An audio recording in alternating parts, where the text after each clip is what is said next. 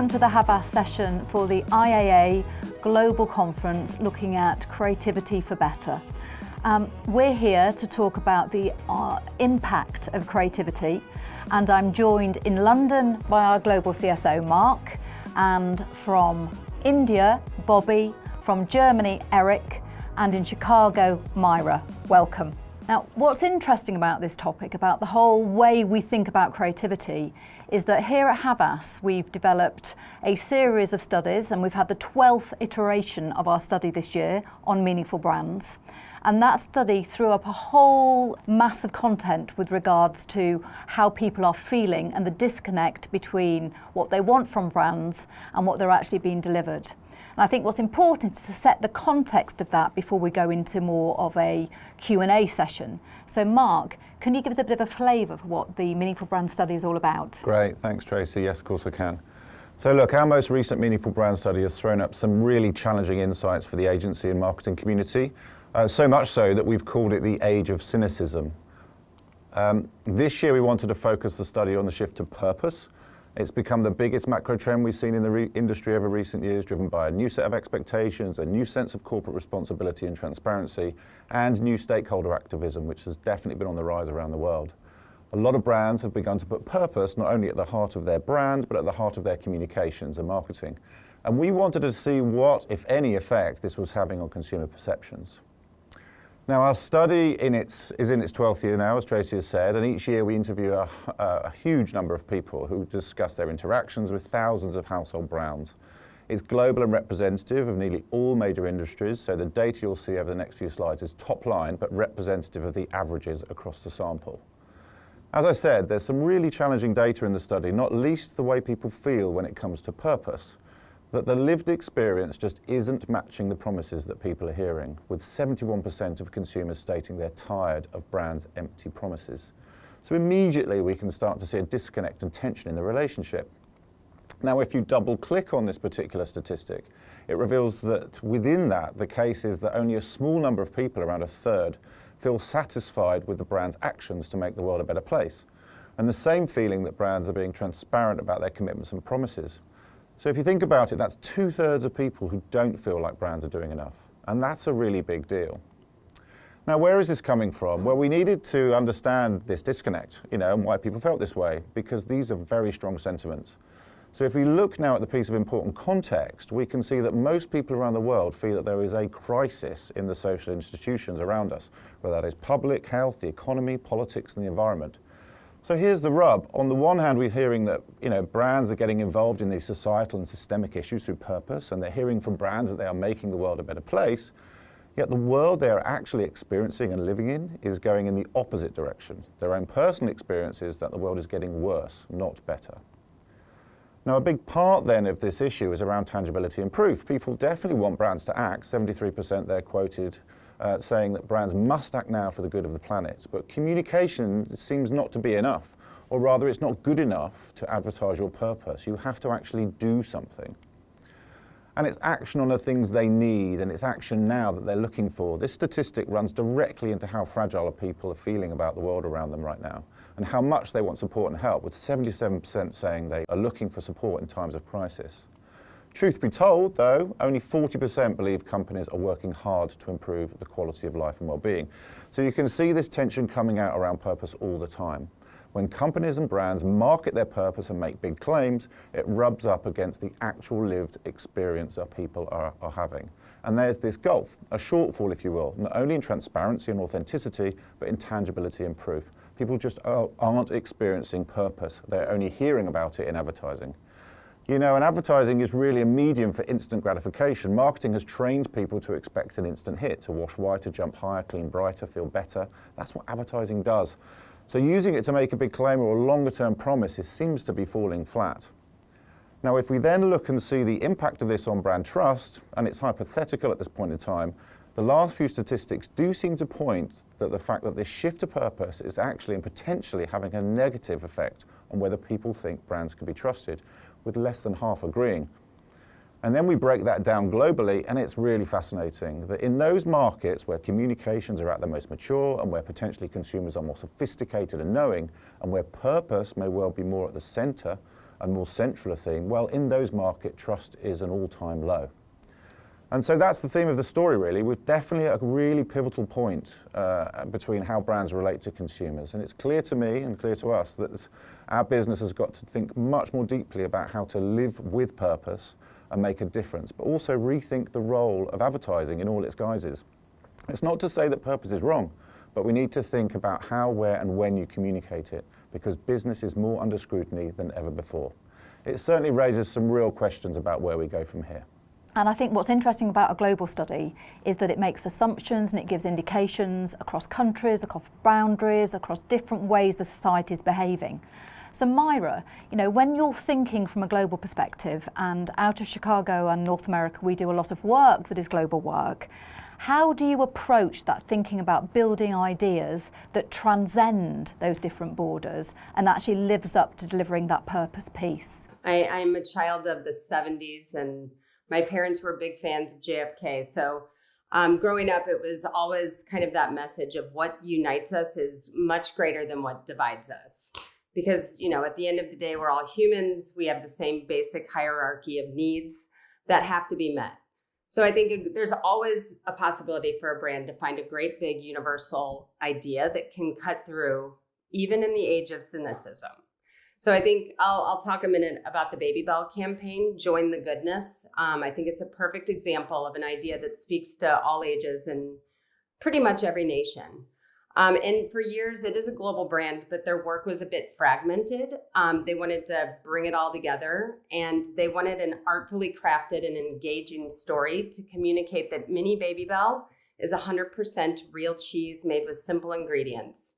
We are all tempted every day. We have all of these bad temptations. So we created this piece where we showed the world in all of those, dark snacks that tempt us, and created these characters, the little Baby Bell superheroes that save you from making bad choices. And I think it's an important part of their brand to always stay playful, even though we are communicating a healthy message. It is about keeping the playfulness in the snacks. And I think the results have been really great. We're moving into 2.0 of the campaign, where the little cheesy adventurers are going to go and tackle the next big problem. So stay tuned for that one. Thank you. Do you know what's interesting then? So with Baby Bell, we've delivered on our promises, but when you look at the way the Meaningful Brand Study has exposed some of the gaps between what people say and what people do, does that, Eric, make the whole creative process more challenging? Because you've got to work harder. It's all very well having, great characters. It's all very well sort of, creating content that you then push out. But how are we delivering against that gap? How challenging are you finding it? Well, I always believe that we should not bullshit the people we talk to. And also, I don't like the word consumer or customer in our working process. It doesn't really help. Imagine we would replace customer with neighbor, or maybe even better with friend. That has an impact, because you don't promise something to your neighbor that you don't keep, because he might come back to you on that. So it immediately changes the way you think, the way you develop an idea, the way you craft a language or a tonality for a brand or for a campaign. And it obviously leads to more openness, to more honesty, and also authenticity, which is so needed, desperately needed, from my point of view, ever since in advertising. So take this piece we developed here in Germany for C&A, the global fashion brand. It's about pre and post pregnancy. It's not only singing and dancing. It's not only all beautiful and all cheerful and all happy. It's really supercharged ups and downs. So we felt, why not express that in a respectful but also positive way? And that was our belief when we approached this digital first campaign. Brilliant. Thank you.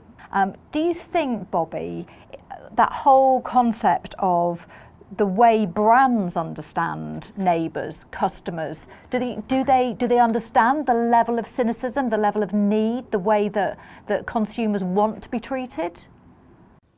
Tracy, I don't think it's just brands, it's also people. Many of us don't realize how much cynicism has spread. The reasons for that are many. The pandemic for one, and the other being the increasing prominence of social media. It's caused us to live in a more cynical and, dare I say, even more intolerant world than ever before. Like it or not, this is the world that brands live in. And to navigate this cynical world successfully, a brand must make a meaningful difference in the lives of people it serves. It's really quite simple. You value those who add value to you, your life, and the society you live in. For example, when we launched Durex Mutual Climax condoms, we didn't just try to sell a product, we tried to right a wrong. More than 70% of women don't orgasm during sex. We thought it is unacceptable. To counter that, we started a conversation around orgasm equality. The first leg of the campaign dealt with the issue of fake orgasms.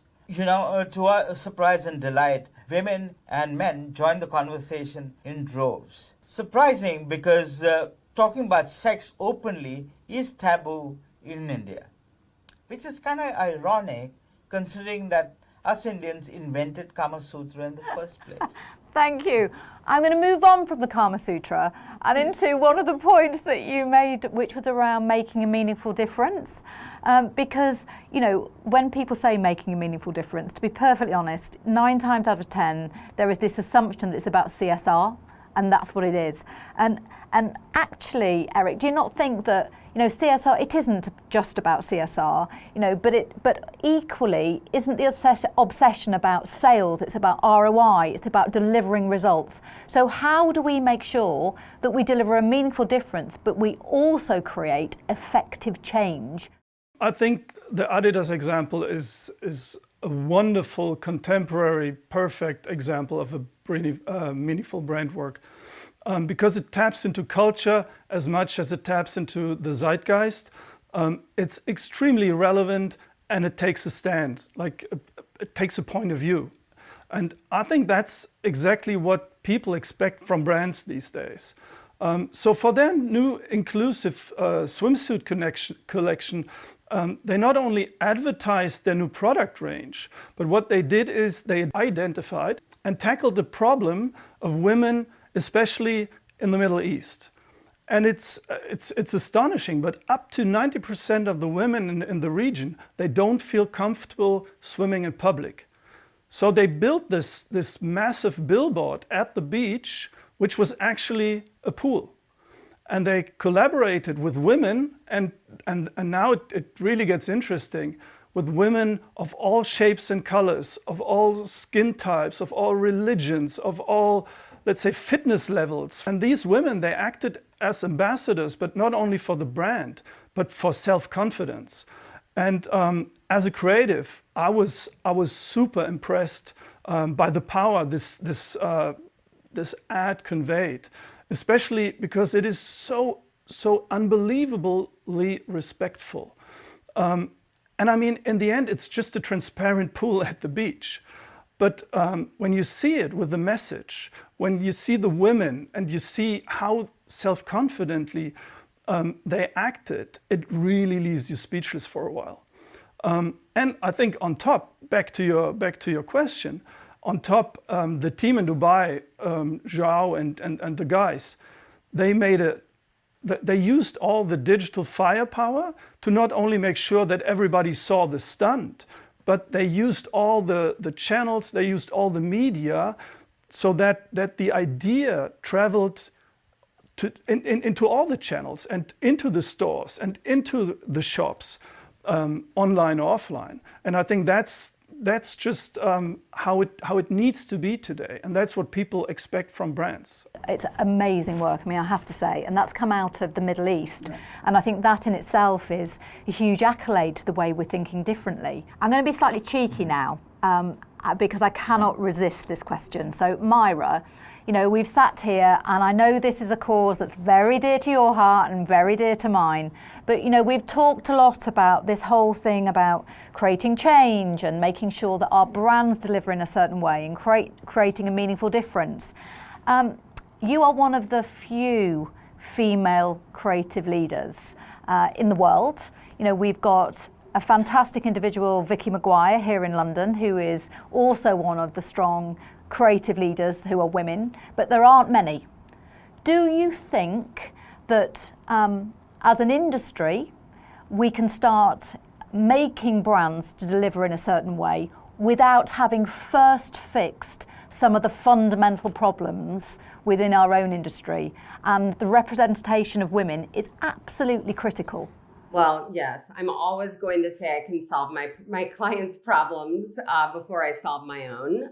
Sometimes I'm much better at solving theirs. I consider myself their therapist in many ways.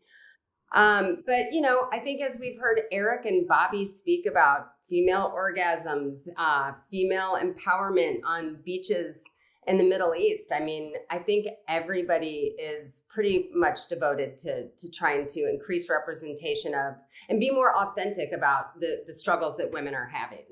And I think that we're going to fix it symbiotically with our clients, obviously. Like, I think we, you know, as we present ideas to them, like even looking at our casting specs, like the minute details that will truly advance society for women and equality, like, you know, casting choices like showing a dad cooking the Kraft mac and cheese for the kids instead of the mom. The mom's coming home from work, or showcasing, you know, mixed gendered couples, gay couples, biracial couples. Like, it's in those little details that we can start to fix all the problems with inequities and homophobia and like those big issues.